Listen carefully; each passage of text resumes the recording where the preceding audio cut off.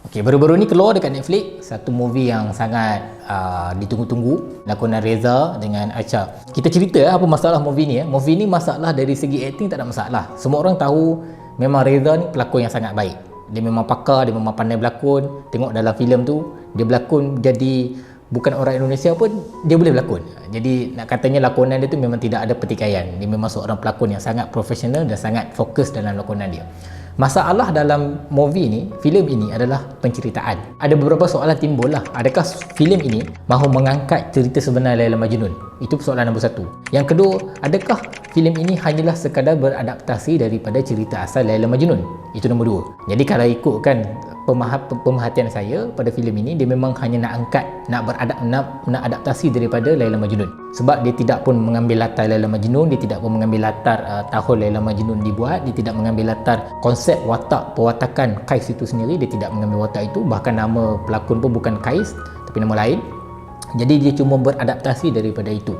Dalam filem ini dia mengambil beberapa syair lah yang memang diterjemahkan ke dalam bahasa Indonesia. Saya fikir itu adalah terjemahan yang setepatnya mungkinlah dibuat, sebab bahasa Arab ni dia sangat kompleks, dia sangat rumit. Tetapi masalahnya adalah bagaimana keresahan itu boleh ditampilkan dalam bentuk visual. Seorang lelaki, kalau ikutkan cerita asalnya, seorang Kais ni dia orang biasa, kemudian dia mula kecewa selepas dia jumpa dengan Laila, dan selepas dia bercakap dengan Laila bahawa dia sayangkan Laila, dia jatuh cinta dengan Laila tu, sebenarnya Laila dah bercinta dengan dia.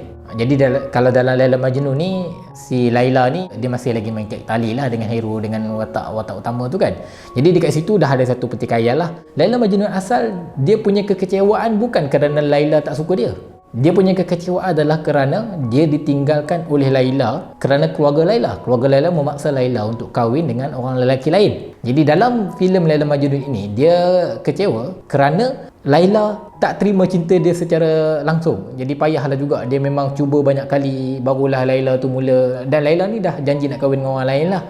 Cuma apa yang boleh dikatakan sama dalam cerita ni, dalam filem ini dan juga dalam cerita asal Laila Majnun ni adalah satu kritikan kepada konsep cinta itu sendiri. Pertamanya, kalau kita tengok, cinta tu adalah soal ketulusan, kejujuran. Tapi kalau dalam filem yang dibuat ini, kita lihatlah Laila tu memang sangat cepat buat keputusan sampai setuju terus nak kahwin dengan lelaki ini. Akhirnya dia terperangkap dalam keputusan dia sendiri. Jadi dekat situ kita nampak dia tidak berhati-hati dan dia agak cepat buat keputusan. Dan itu bukan gambaran kisah cinta ataupun perasaan cinta yang sebenar lah berbanding dengan Laila Majnun yang awal. Kemudian kalau kita tengok lagi yang kedua, kita tengok tahap kegilaan Majnun di dalam filem tidak sama dengan tahap kegilaan Majnun di dalam cerita asal dia. Sangat tak sama. Majnun dalam cerita asal dia adalah Majnun yang memang Majnun betul. Dia mengasingkan diri daripada kampung dia, daripada pekan dia dengan kawan-kawan dia.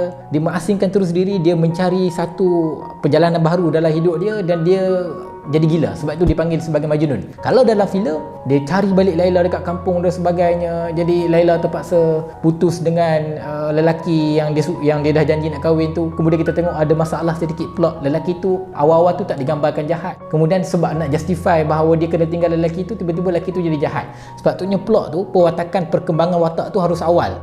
Kita harus melihat konflik dia dengan lelaki ni selain daripada dia tak sayang lelaki ni.